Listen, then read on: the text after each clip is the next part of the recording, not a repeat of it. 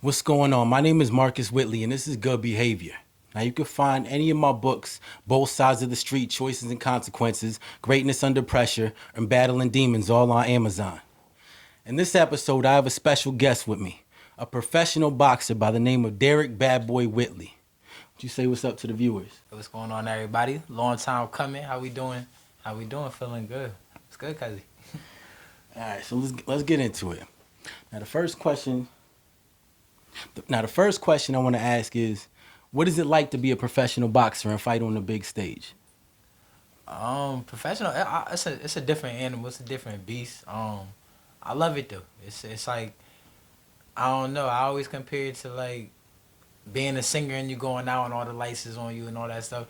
But it's just like knowing that you prepared your body, your mind, and everything like that, in order to go out there and compete. And that's really what it is. Like no other sport, just competing. So I find joy in that. So like being a fighter, it's like I can't even explain it. Like I find joy. It's like an out of body experience every time, and every time is different because obviously you're going against somebody else that's kind of trying to take your head off. So at that point, you just trust your skill, you trust your everything you put into it, and then you go out there and then you perform, and that's what I take away from it. I love it. Like I love it. It's like yeah, like no other feeling. Okay, okay. So, how do you feel? How has boxing impacted your life? Um, Boxing special. Like to me, it's more than just boxing. It's more than just a sport.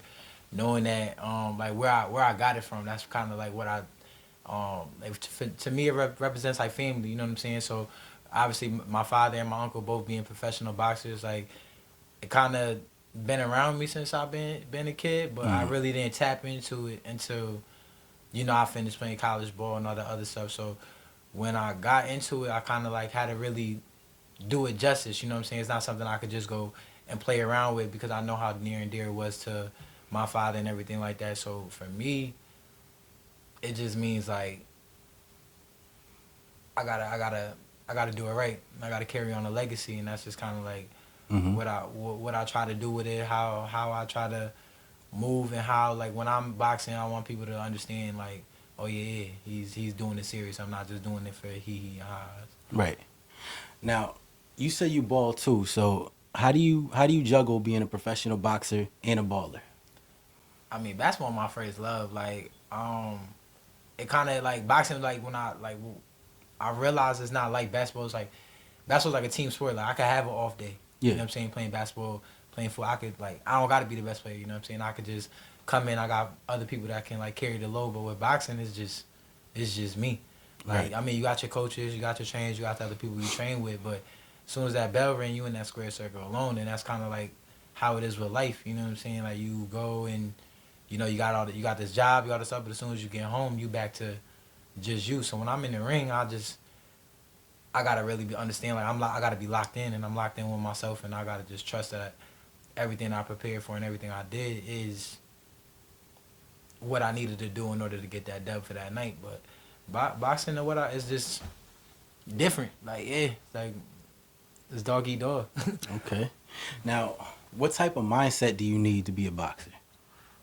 Confidence. I think you gotta be confident. Hmm You gotta understand that like they say you can't play boxing. Like you could really get hurt. Like you know what I'm saying, and that's like the gloves is getting smaller, the kids is getting stronger. Like it's a different game. Like when you go in there, you gotta understand that you really literally putting your life on the line, especially if you're doing that at the level that I'm doing that, where these guys are.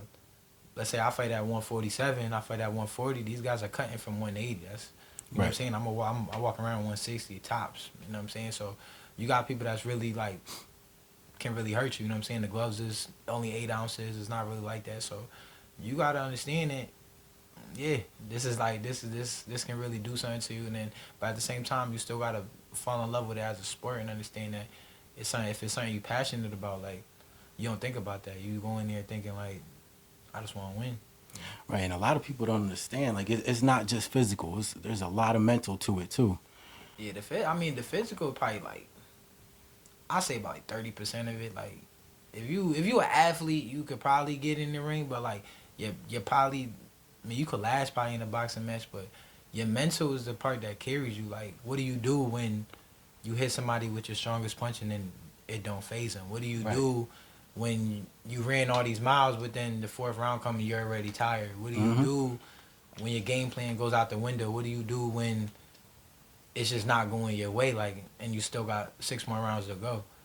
You know what I'm saying? Or what do you do when you do lose and you Mm-hmm. got to sit there and sit with yourself, like, do I can want to keep doing this, or is it time to pack it up? Like, those are the things that comes with the sport, and it's one of them sport where it's a lonely sport because you are by yourself.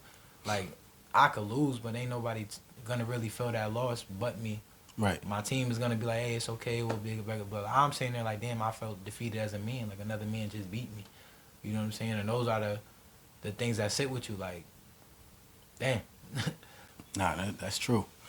Now, you've been doing this for years, Mm-hmm. so because you've been doing this around since before COVID happened. So how do you feel like COVID has affected your career since they shut down boxing for a little while? COVID was like a crazy time. I actually had a fight, like a big fight, scheduled in Rhode Island at the Twin River Casino during like COVID time, and I remember we did the weigh-in, mask on, all the extra stuff like that. It was cool. We was ready to go. It was about to be no crowd. It was a no crowd show. Literally, we drive into this. We did the fight day. We drive into the venue. We get to the venue, and then the governor shut down Rhode Island, like right there. So I lost like well, I didn't get the fight, but for safety reasons, obviously. But like, just to know that it impacted us like that, and then you look at where boxing went from that point. Like, you got the people fighting without a crowd. A lot of people didn't recover from that. Like, if you took the time off like during boxing and you wasn't like had a gym to train in, or and that was like almost a year and a half if you wasn't doing big. They weren't doing small shows at that time. Like, the only way you was getting on or getting fights at during around that time, you had to get to the big shows, and that was like a year and a half off. So if you invested all your time, like, how else were you making money if you didn't have a regular job? You know what I'm saying? So a lot of people that I remember that was boxing around that time, like, didn't come back after COVID. And so, but it was cool to see like the big shows like still do it, like the animated crowd still do all the stuff like that. Mm-hmm. And it's just always cool that I think like sports is one of them things that push through. Like, people can find like camaraderie in that. You know what I'm saying? Like, during that crazy time, like,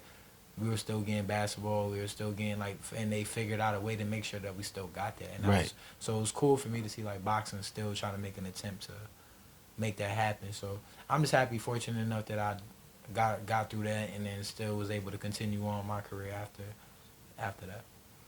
Now, with the fights being so spaced out, what do you do with the time in between boxing or in between your matches?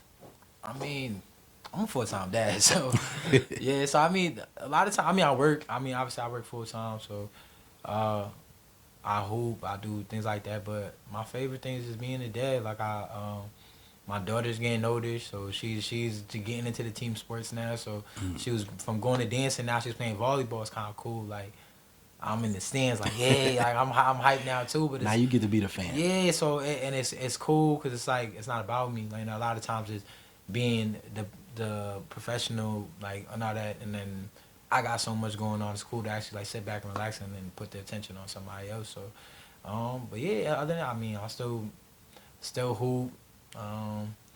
Try to be a maintenance man around the crib, stuff like that. But Mhm. for the most part, just fill my time. But, you know, stay in the gym, stay busy. I love being in shape, working out. But yeah, so. But fortunate for me, like, I've been booked, I've been busy, I've been fighting a lot. I got another fight coming up in 2 weeks. So, Okay. for me, yeah, boxing just, I mean, I'm just more concerned about what I'm gonna do when it's over. Yeah. But for right now, just riding the wave and enjoying it. Now, is there anything else going on? I know you said you got a fight coming up in 2 weeks that you want to let the viewers know about. Yeah, so actually, it's been a busy year for me. I had two fallouts.